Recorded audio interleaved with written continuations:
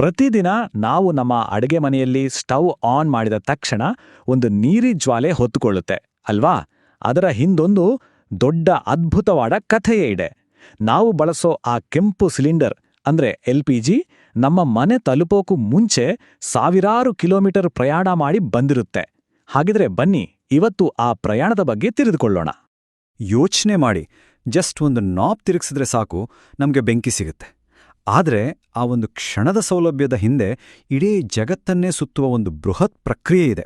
ನಮ್ಮ ಅಡುಗೆಮನೆಯಿಂದ ಶುರುವಾಗುವ ಈ ಕಥೆ ನಮ್ಮನ್ನ ಭೂಮಿಯ ಆಳಕ್ಕೆ, ಸಾಗರದ ನಡುವೆ ದೊಡ್ಡ ದೊಡ್ಡ ಫ್ಯಾಕ್ಟ್ರಿಗಳಿಗೆಲ್ಲ ಕರ್ಕೊಂಡೋಡುತ್ತೆ.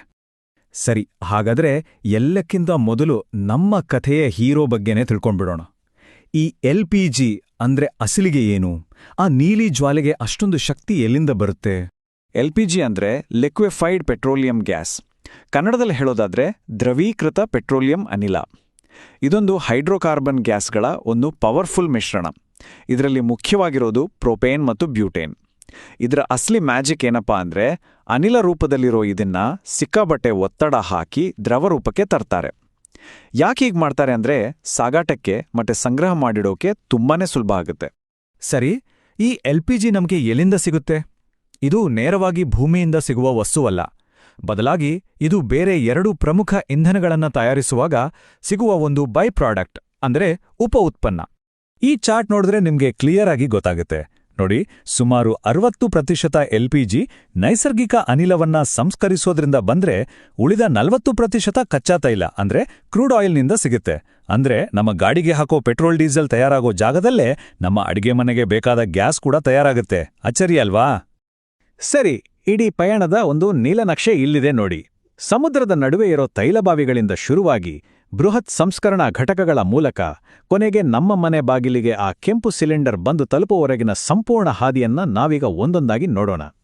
ಈಗ ಆ ಕಚ್ಚಾ ವಸ್ತುಗಳು ನಮ್ಗೆ ಬೇಕಾಗಿರೋ ಶುದ್ಧ ಅಡುಗೆ ಅನಿಲವಾಗಿ ಹೇಗೆ ಬದಲಾಗತ್ತೆ ಅನ್ನೋ ರೋಚಕ ಪ್ರಕ್ರಿಯೆಯನ್ನ ನೋಡೋಣ ಬನ್ನಿ. ಈ ರೂಪಾಂತರದ ಪ್ರಕ್ರಿಯೆಯಲ್ಲಿ 3 ಮುಖ್ಯ ಹಂತಗಳಿವೆ. ಮೊದಲನೇದು ಬೇರ್ಪಡಿಸುವಿಕೆ, ಅಂದ್ರೆ ಕಚ್ಚಾ ತೈಲ ಅಥವಾ ನೈಸರ್ಗಿಕ ಅನಿಲದ ಮಿಶ್ರಣದಿಂದ ಪ್ರೋಪೇನ್, ಬ್ಯೂಟೇನ್ನಂತಹ ಭಾರೀ ಅನಿಲಗಳನ್ನು ಬೇರೆ ಮಾಡೋದು. ಎರಡನೇದು ಶುದ್ಧೀಕರಣ. ಇಲ್ಲಿ ಗ್ಯಾಸ್ನಲ್ಲಿರೋ ನೀರು, ಸಲ್ಫರ್ನಂತಹ ಬೇಡವಾದ ಕಲ್ಮಶಗಳನ್ನೆಲ್ಲ ತೆಗೆದು ಅದನ್ನು ಅಡಿಗೆಗೆ ಬಡಿಸೋಕೆ ಸುರಕ್ಷಿತ ಮಾಡ್ತಾರೆ. ಕೊನೆಯ ಹಾಗೂ ಅತಿ ಮುಖ್ಯ ಹಂತ ದ್ರವೀಕರಣ. ಇಲ್ಲಿ ಶುದ್ಧವಾದ ಗ್ಯಾಸ್ಗೆ ಜಬರ್ದಸ್ತ್ ಒತ್ತಡ ಹಾಕಿ ದ್ರವವಾಗಿಸ್ತಾರೆ. ಯಾಕೆ ಗೊತ್ತಾ? ಯಾಕಂದ್ರೆ ದ್ರವವಾದಾಗ ಅದರ ಗಾತ್ರ 250 ಪಟ್ಟು ಚಿಕ್ಕದಾಗುತ್ತೆ. ಯೋಚನೆ ಮಾಡಿ, ಆಗ ಅದನ್ನ ಸಿಲಿಂಡರಲ್ಲಿ ತುಂಬೋದು, ಸಾಗಿಸೋದು ಎಲ್ಲವೂ ಎಷ್ಟು ಸುಲಭ. ಇಲ್ಲೊಂದು ಸಖತ್ ಇಂಟ್ರೆಸ್ಟಿಂಗ್ ವಿಷಯ ಇದೆ ಕೇಳಿ. ನಾವು ಬಳಸೋ LPGಗೆ ಅಸಲಿಗೆ ವಾಸನೆಯೇ ಇಲ್ಲ. ಹೌದು, ನೀವು ಕೇಳಿದ್ದು ಸರಿ, ಅದು ಪಕ್ಕಾ ವಾಸನೆ ರಹಿತ. ಹಾಗಿದ್ರೆ ಗ್ಯಾಸ್ ಲೀಕ್ ಆದಾಗ ಬರೋ ಆ ವಿಶಿಷ್ಟವಾದ ವಾಸನೆ ಯಾವುದು ಅಂತ ಯೋಚಿಸ್ತಾ ಇದ್ದೀರಾ? ಅದು ಈಥೈಲ್ ಮರ್ಕ್ಯಾಪ್ಟನ್ ಅನ್ನೋ ಒಂದು ರಾಸಾಯನಿಕ. ಒಂದು ವೇಳೆ ಗ್ಯಾಸ್ ಸೋರಿಕೆ ಆದರೆ ನಮ್ಗೆ ತಕ್ಷಣ ಗೊತ್ತಾಗ್ಲಿ ಅಂತ ನಮ್ಮ ಸುರಕ್ಷತೆಗಾಗಿಯೇ ಇದನ್ನ ಬೇಕಂಟ್ಲೇ ಸೇರಿಸಿರ್ತಾರೆ. ಅದ್ಭುತ ಅಲ್ವಾ? ಈ ಚಿತ್ರದಲ್ಲಿ ಕಾಣ್ತಾ ಇರೋದು ಫ್ರ್ಯಾಕ್ಷನಲ್ ಡಿಸ್ಟಿಲೇಷನ್ ಟವರ್. ಇದನ್ನ ಇಂಧನಗಳನ್ನ ಬೇರ್ಪಡಿಸೋ ಒಂದು ಹೈಟೆಕ್ ಸ್ಕೈಸ್ಕ್ರೇಪರ್ ಅಂತಾನೇ ಹೇಳ್ಬೋದು. ಕಚ್ಚಾ ತೈಲವನ್ನ ಬಿಸಿ ಮಾಡಿದಾಗ ಬೇರೆ ಬೇರೆ ಇಂಧನಗಳು ತಮ್ಮ ಕುದಿಯುವ ಬಿಂದುವಿಗೆ ತಕ್ಕಂತೆ ಆವಿಯಾಗಿ ಮೇಲೆ ಹೋಗುತ್ತೆ. ಹಗುರವಾಗಿರೋ LPG ಎಲ್ಲಕ್ಕಿಂತ ಮೇಲ್ ಹೋಗಿ ಅಲ್ಲಿ ಸಂಗ್ರಹ ಆಗುತ್ತೆ. ಕೆಳಗಡೆ ಡೀಸೆಲ್, ಟಾರ್ನಂತಹ ಭಾರೀ ಇಂಧನಗಳು ಉಳಿದುಕೊಳ್ಳುತ್ತೆ. Okay, ಫ್ಯಾಕ್ಟ್ರಿಯಲ್ಲಿ LPG ತಯಾರಾಯ್ತು. ಈಗ ಶುರುವಾಗೋದೇ ಅಸಲಿ ಪಯಣ. ಅಂದ್ರೆ ಈ ಗ್ಯಾಸ್ ನಮ್ಮ ಅಡಿಗೆ ಮನೆಗೆ ಬಂದು ತಲುಪೋದು ಹೇಗೆ ನೋಡೋಣ ಬನ್ನಿ.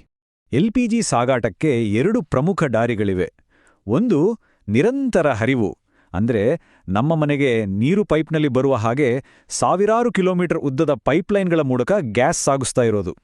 ಇನ್ನೊಂದು ಪ್ರತ್ಯೇಕ ಸಾಗಾಟ. ಇದರಲ್ಲಿ ಒತ್ತಡ ಇರುವ ದೊಡ್ಡ ದೊಡ್ಡ ಕಂಟೇನರ್ಗಳಲ್ಲಿ ಗ್ಯಾಸ್ ತುಂಬಿ ಹಡಗು, ರೈಲು, ಟ್ರಕ್ಗಳ ಮೂಲಕ ಕಳಿಸಲಾಗುತ್ತೆ. ನಮಗೆ ಸಿಗೋ ಸಿಲಿಂಡರ್ ಬರೋದು ಇದೇ ದಾರಿಯಲ್ಲಿ. ಈ ಸಾಗಾಟ ಅನ್ನೋದು ಒಂದು ರೀತಿ ರಿಲೇ ರೇಸ್ ಇದ್ದ ಹಾಗೆ. ದೇಶದಿಂದ ದೇಶಕ್ಕೆ ಸಾಗಿಸೋಕೆ ದೈತ್ಯಾಕಾರದ ಹಡಗುಗಳು, ದೇಶದೊಳಗೆ ಒಂದು ಕಡೆಯಿಂದ ಇನ್ನೊಂದು ಕಡೆಗೆ ತಲುಪಿಸೋಕೆ ರೈಲ್ ಟ್ಯಾಂಕರ್ಗಳು, ಅಲ್ಲಿಂದ ವಿತರಕರಿಗೆ ಕೊಂಡೊಯ್ಯೋಕೆ ದೊಡ್ಡ ರೋಡ್ ಟ್ಯಾಂಕರ್ಗಳು, ಕೊನೆಗೆ ನಮ್ಮ ಏರಿಯಾದ ಡಿಸ್ಟ್ರಿಬ್ಯೂಟರ್ಗೆ ತಲುಪಿಸೋಕೆ ಡೆಲಿವರಿ ಟ್ರಕ್ಗಳು, ಹೀಗೆ ಒಂದರ ಕೈಯಿಂದ ಇನ್ನೊಂದಕ್ಕೆ ಬದಲಾಗುತ್ತಾ ನಮ್ಮನ್ನು ತಲುಪುತ್ತೆ. ಈ ಪಯಣದ ಕೊನೆಯ ಆದ್ರೆ ಅತಿ ಮುಖ್ಯವಾದ ನಿಲ್ದಾಣ ಅಂದ್ರೆ ಅದು ಬಾಟ್ಲಿಂಗ್ ಪ್ಲಾಂಟ್. ಇಲ್ಲಿ ಪ್ರತಿ ಸಿಲಿಂಡರ್ ಅನ್ನು ತುಂಬೋಕ್ಕೂ ಮುಂಚೆ ಕಠಿಣ ಪರೀಕ್ಷೆಗೆ ಒಳಪಡಿಸ್ತಾರೆ. ಅದನ್ನ ಚೆನ್ನಾಗಿ ತೊಳೆದು ಸರಿಯಾದ ಪ್ರಮಾಣದಲ್ಲಿ ಗ್ಯಾಸ್ ತುಂಬಿ ತೂಕ ಸರಿಯಿದೆಯಾ ಅಂತ ನೋಡಿ ಎಲ್ಲಿಯೂ ಸೋರಿಕೆ ಇಲ್ಲ ಅಂತ ಖಚಿತಪಡಿಸ್ಕೊಂಡ ಮೇಲೆ ನಮ್ಮನೆಗೆ ಕಳಿಸೋಕೆ ಸೀಲ್ ಮಾಡ್ತಾರೆ. ಇಲ್ಲಿ ಸುರಕ್ಷತೆಗೇನೆ ಮೊದಲ ಆದ್ಯತೆ. ಇಡೀ ಪಯಣವನ್ನ ನೋಡಿದ್ವಿ. ಈಗ ಕೆಲವು ಪ್ರಮುಖ ಮತ್ತು ಅಚ್ಚರಿಯ ಸಂಗತಿಗಳನ್ನ ಒಮ್ಮೆ ನೋಡೋಣ. ನಮ್ಮ ಸಿಲಿಂಡರ್ನಲ್ಲಿರೋ LPGಯನ್ನ ಯಾವುದು ಇಷ್ಟು ಸ್ಪೆಷಲ್ ಮಾಡುತ್ತೆ? ಇನ್ನೊಂದು ಇಂಟ್ರೆಸ್ಟಿಂಗ್ ವಿಷಯ ಏನಂದ್ರೆ, ಜಗತ್ತಿನ ಎಲ್ಲಾ ಕಡೆ ಸಿಗೋ LPG ಒಂದೇ ರೀತಿ ಇರಲ್ಲ. ಈ ಟೇಬಲ್ ನೋಡಿ.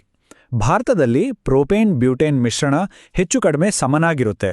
ಆದರೆ ಯುರೋಪ್ನಂತಹ ತಣ್ಣನೆಯ ಪ್ರದೇಶಗಳಲ್ಲಿ ಚಳಿಗಾಲದಲ್ಲಿ ಗ್ಯಾಸ್ ಸುಲಭವಾಗಿ ಆವಿ ಆಗಲಿ ಅಂತ ಪ್ರೋಪೇನ್ ಜಾಸ್ತಿ ಇರುತ್ತೆ.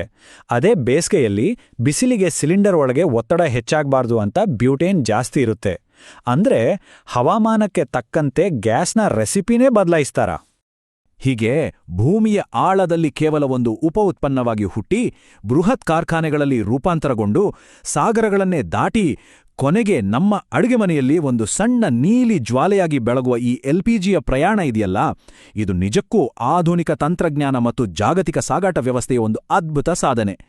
ಹಾಗಿದ್ರೆ ಮುಂದಿನ ಬಾರಿ ನೀವು ಸ್ಟವ್ ಆನ್ ಮಾಡುವಾಗ ಆ ನೀಲಿ ಜ್ವಾಲೆ ಹಿಂದಿರೋ ಈ ಸಾವಿರಾರು ಕಿಲೋಮೀಟರ್ಗಳ ಅದ್ಭುತ ಪ್ರಯಾಣ ನಿಮ್ಮ ನೆನಪಿಗೆ ಬಂದೇ ಬರುತ್ತಲ್ಲ?